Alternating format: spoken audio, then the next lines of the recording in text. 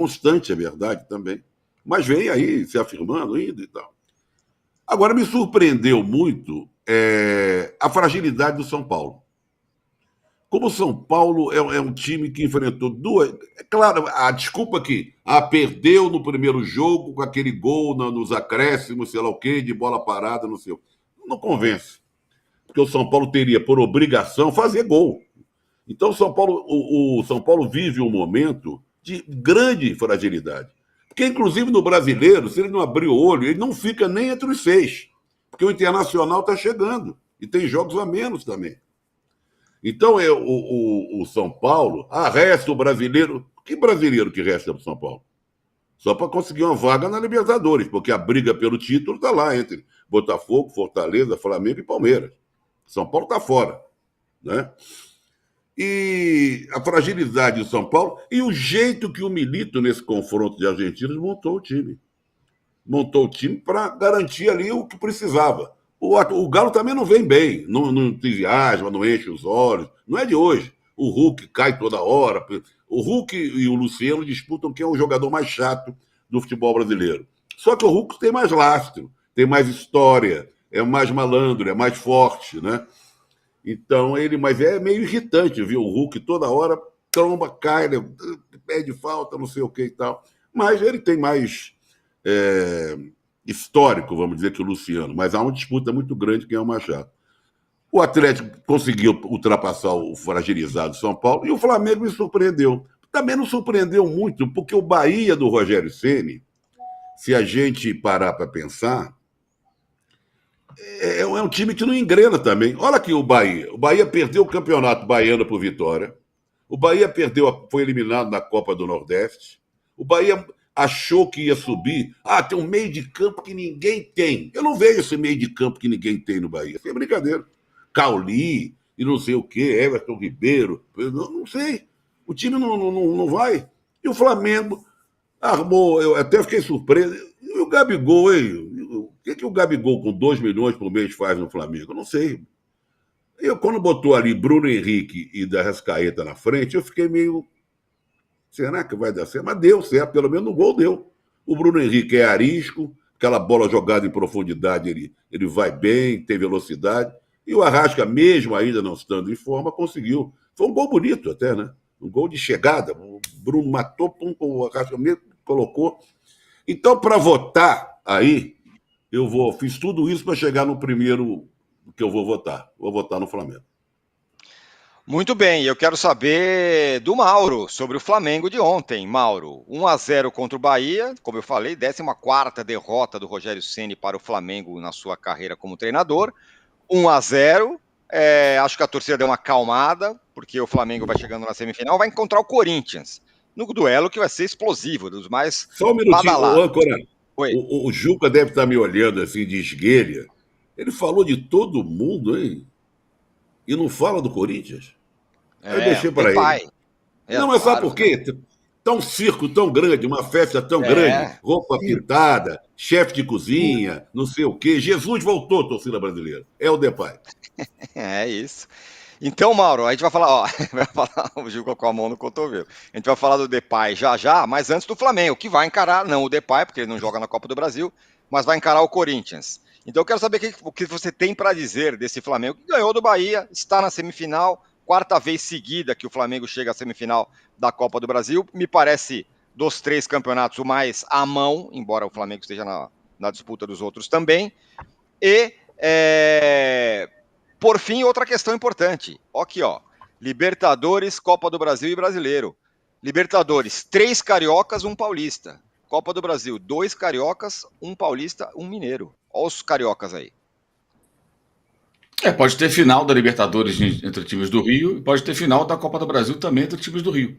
Né? Negócio inimaginável há algum tempo, né? Porque o Botafogo e o Flamengo estão de um lado da Libertadores, o Fluminense do outro. Eles podem caminhar até a final e Vasco e Flamengo também podem fazer a final da Copa do Brasil, como aconteceu em 2006. É um fato um tanto quanto inusitado, né? Tudo bem, tem coisa de SAF aí e tal, não é? Porque o futebol do Rio se organizou totalmente, parcialmente sim, né? Mas, e sobre o Flamengo se mobiliza de uma forma muito diferente no mata-mata, isso é muito evidente, né? Já virou algo institucional.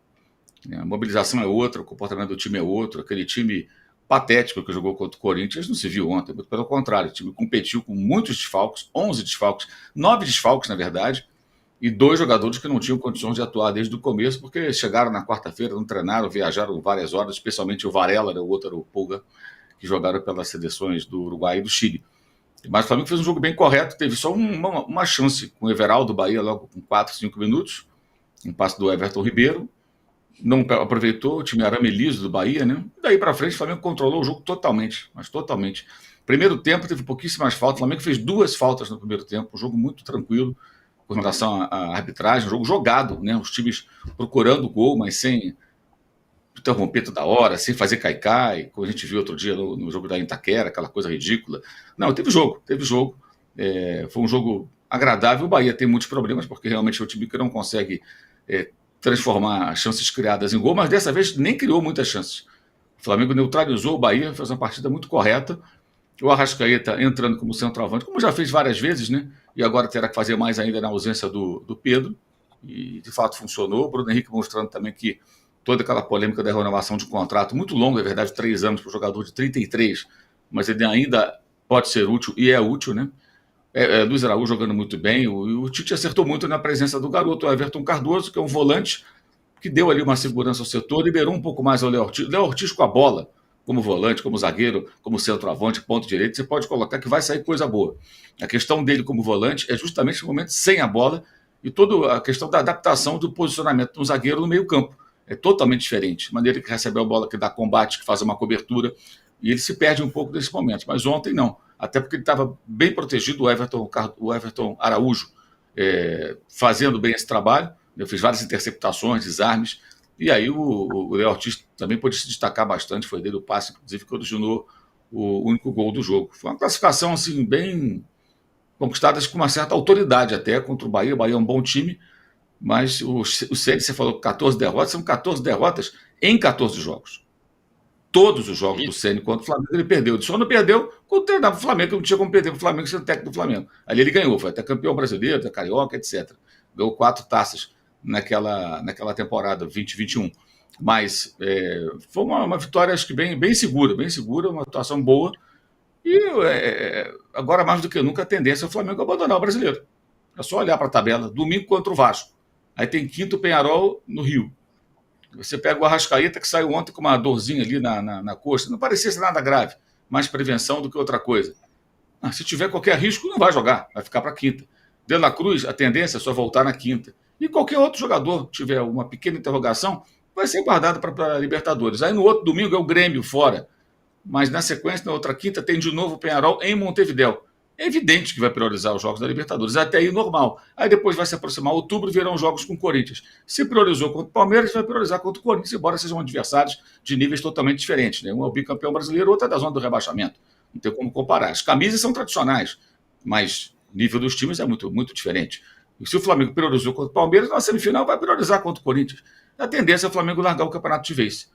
Isso é muito claro. Na segunda-feira aqui a gente vai estar falando possivelmente de uma atuação fraca, de um time desmobilizado, de um time desfalcado, porque é o que vai acontecer. E lembrando sempre o seguinte, essas 2 competições de mata-mata, elas terminam antes da eleição de 9 de dezembro.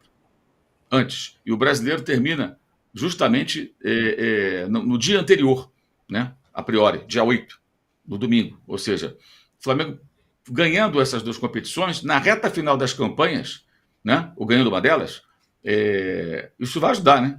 Isso vai ajudar determinado candidato. É evidente. Então, eu acho que tem esse interesse também. E tem eleições, no plural, não é só no Flamengo, não. Pois é, tem eleições. O Ancora. Oi. Não, aqui nos meus rascunhos consta o seguinte, que o Mauro estava falando, foram 14 jogos seguidos, mas ele treinava o Flamengo, não tinha como perder. Mas consta aqui, o time de aspirantes do Flamengo venceu o time titular quando o Rogério Ceni era técnico do Flamengo. Nos treinos. Só o que falta. É isso, 14 jogos, 14 encontros, 14 derrotas. Eu não sei. Eu fico pensando, será que tem algum outro dado, assim, considerando um técnico com alguma projeção e um time grande? Um cara que só perdeu para um time? Acho incrível isso. Agora, Juca, o Mauro falou aqui sobre priorizar a Copa do Brasil, tá, vai estar mobilizado contra o Corinthians, porém, mobilização que se pode dizer é do Corinthians. Chegou o Depay, Augusto Melo deu uma pirueta e o que ia cair, agora já tá com tudo. Nice to meet you, agora que chegou o Depay. O corintiano tá enlouquecido. O corintiano tá louco, não tá nem aí se vai pagar, não vai pagar. Agora é Corinthians. A minha pergunta é... Não, agora falando sério. Esse ânimo não dá uma vitaminada no time? Vai ter o sorteio sobre os mandos. Vamos que o Corinthians fique para decidir em casa. Em Itaquera, um novo Corinthians, vamos dizer assim. Pelo comentário do Mauro, você já se deu conta do quanto eles estão tremendo.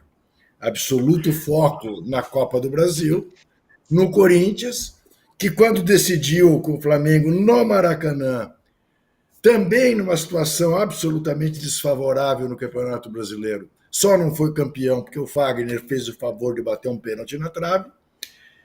Portanto, eu diria a você primeiro o seguinte: nice to meet you e Deus lhe pague. Foi o que disse o presidente do Corinthians ao Memphis, que o Zé Trajano fica chamando de Depay só para contrariar o rapaz discreto, elegante, que chegou a Itaquera com toda a sua descrição. É natural que o torcedor do Corinthians esteja animado com a contratação dele, embora não faça muita ideia de como ele joga e do que ele já fez. Está se informando, né? Nunca seguiu, né, o Memphis na seleção da Holanda, nem no Atlético de Madrid, nem no Barcelona, mas é um holandês que chegou aí todo cheio de marra, todo bonito, e que fez distintivo no cabelo. Aí a Fiel está atrás de se empolgar com alguma coisa. Veja que há que se pôr o pé no chão, porque embora a vitória contra o Juventude tenha sido empolgante pelo último minuto, pelo fato do André Ramalho estar machucado e fazer aquele belíssimo gol de cabeça, num jogo que, diga-se de passagem, o Corinthians foi prejudicado pela arbitragem, porque a validação daquele segundo gol, a meu ver, foi um escândalo. O fato é que, para ganhar do América, do Juventude, foi um suadouro, né? Pior será, evidentemente, para enfrentar o Flamengo.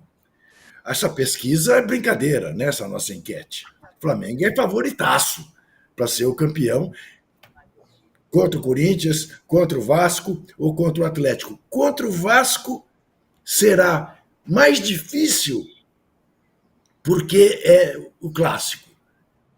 Mas o Flamengo é favoritaço. O Atlético não está jogando o que se esperava do Atlético. Ontem vimos mais uma vez uma dificuldade brutal para fazer gol, né? Do São Paulo não vou nem falar. A impotência do São Paulo é impressionante. É impressionante. Quer dizer, um time que vai para um jogo precisando ganhar e faz aquela atuação. Eu acho que um dia o São Paulino vai se dar conta de quem é o verdadeiro Luciano. Mas eu sei, de repente ele faz um gol decisivo e volta tudo. É o Memphis, né? A busca do entusiasmo em qualquer coisa. Eu quero dizer o seguinte: eu fiquei decepcionado mesmo com os meus dois times do Nordeste. Com a timidez do Fortaleza contra o Internacional, que, diga-se de passagem, fez 20 minutos brilhantes no começo do jogo no Beira-Rio, e com a timidez, com uma certa demonstração de complexo de inferioridade do Bahia no Maracanã, com 65 mil torcedores. Será o capeta? Era dá ou desce. Tinha que ganhar o jogo. E parecia estar preocupado em não ser goleado, exceção feita ao Everton Ribeiro, que, aliás, acho que deixou saudade na torcida do Flamengo. Seria ainda um jogador de muita utilidade no meio de campo do Flamengo. Mas impressionante como tanto o Fortaleza quanto o Bahia se apequenaram no Beira-Rio, que estava vazio, frio para burro, tá bom? Fortaleza sofre com as viagens, não há dúvida, e com diferenças de temperatura, mas o Bahia nem essa desculpa tem. É um negócio impressionante. Impressionante. Não parecia um time que precisava da vitória. O resumo da ópera é que, na verdade verdadeira, emocionantes foram os jogos da quarta-feira, porque a classificação do Vasco arrancada a fórceps da maneira, com 10 jogadores desde o primeiro tempo, é um negócio digno de nota, né? E vamos ter finais que reúnem o povão, 4 times de massa, né? Isso é muito interessante do ponto de vista da Copa do Brasil, mas é muito cedo para projetar esses jogos, inclusive, porque sabe-se lá se o Flamengo vai voltar a ser um time ou vai continuar a ser um hospital, ou se vai agravar a situação hospitalar, e se o Corinthians vai dar a volta por cima. Eu não quero nem ver o que vai acontecer se o Corinthians ganhar. Empatar não, mas ganhar do Botafogo no sábado. Aí vocês não tenham dúvida que a Fiel vai começar a fazer conta para ser campeão do Brasil, porque as Copas já vai dar como liquidadas. Muito bem, o Rodrigo Ribeiro está aqui falando que a mídia paulista pilantra botando pressão no Flamengo, falando que é favorito, insultam a nossa inteligência. Não lê isso aí, não. Não lê esse tipo de comentário. Pilantra é a avó. Pilantra é a vozinha. A gente fala, pô, o Coringão é favorito contra o Flamengo. Imagina que aí é bairrista. Bairristas. Os bairristas. Esse é um gênio. Esse é um gênio com J. E o Reinaldo Souza pergunta se o Depay vai jogar a Série B. Não. Saiu reportagem hoje, tem uma cláusula no contrato que se o Corinthians for rebaixado, tem uma rescisão amigável aí pro Depay não jogar a Série B, se o Corinthians cair, claro, mas tá caminhando para escapar. Danilo, não dá para deixar de fugir do tema ainda sobre esse Flamengo e Corinthians, e os corintianos talvez fiquem bravos, mas é o ricaço contra aquele que acha que é ricaço. Flamengo e Corinthians. Não. Acha que a ricaço foi boa. Bom, eu vejo, sem ser bairrista ou sem ser pilantra, mas eu acho o Flamengo favorito contra o Corinthians, porque como a gente já viu, o Flamengo joga de outra maneira. É verdade que, como eu digo, o Bahia, falta punch para o Bahia, mas o Flamengo controlou o Bahia dentro e fora de casa e avançou. E eu não consigo ver o Flamengo jogando da maneira que jogou o jogo do Brasileirão contra o Corinthians na Neoquímica Arena. Então eu acho que o Flamengo é o grande favorito que temos no momento da Copa do Brasil.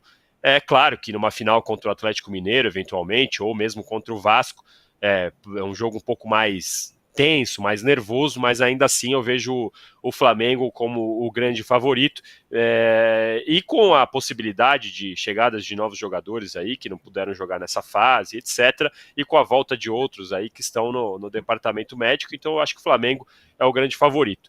A questão do Corinthians, eu fiquei vendo o Corinthians eliminando o Juventude, e a festa que foi feita, e os jogadores dançando que nem o Jair Ventura, os dois técnicos, o filho e o pai dançando que nem o Jair Ventura.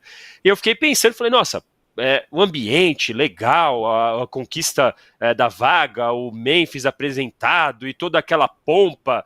E aí começou um papo de Corinthians heróico, Corinthians guerreiro e tal. Eu parei para pensar, e eu conversando com um amigo corintiano que me fez ter essa reflexão, falou, cara, olha, ao mesmo tempo que é um respiro para o corintiano tão sofrido, com dívidas e com uma gestão meio catastrófica, um futuro meio sombrio para o Corinthians, é estranho você ver o Corinthians comemorar do jeito que foi contra o Juventude, sendo que, provavelmente, se você soma o salário do Coronado, paga a folha salarial do Juventude. O Coronado, que entrou e deu assistência no finalzinho do jogo. Então, assim, tudo bem, foi uma vitória heróica por conta do gol no último minuto, tem a apresentação do Memphis, mas essa aura de o jogo virou, agora acabou, talvez já tem corintiano dando razão pro Augusto e pro Rubão, da farra acabou. Eu não sei, eu acho que é um pouco a mais porque o Corinthians apresentou até agora. Eliminou o Juventude, que é o normal, que deveria ser considerado normal. O Corinthians está do jeito que está, lá embaixo, na zona de rebaixamento, mas ainda tem a terceira folha salarial mais cara do país. Contratou um jogador agora pagando 3 milhões, tudo bem, com o aporte da patrocinadora e tal. Então eu achei um pouco exagerada essa festa toda contra o Juventude. Essa história de heróico contra o Juventude não me convenceu muito. Se vencer contra o Botafogo, se começar a mostrar uma reação no Brasileirão, aí eu vou falar, beleza, o clima virou, realmente. Agora, eliminar o Juventude e imitar o Jair Ventura com a dancinha, me pareceu uma comemoração um pouco exacerbada pro tamanho do Corinthians diante do tamanho do Juventude. Eu sei, não dá para julgar o sentimento da torcida, que estava lá e comemorou o gol aos 52 minutos, do cara que estava sentindo o tornozelo e tudo bem. Mas eu acho que o Corinthians precisa mostrar um pouco mais pra gente poder entrar nessa onda de o jogo virou no Corinthians, tá? Eu acho que precisa de um pouco mais. Não me leve a mal, Juca Kfouri, não quero pôr água no chope, mas pra mim falta um pouco mais. Mas foi exatamente isso que eu falei, ué. Exatamente, Eu também acho. exatamente. O Corinthians Agora,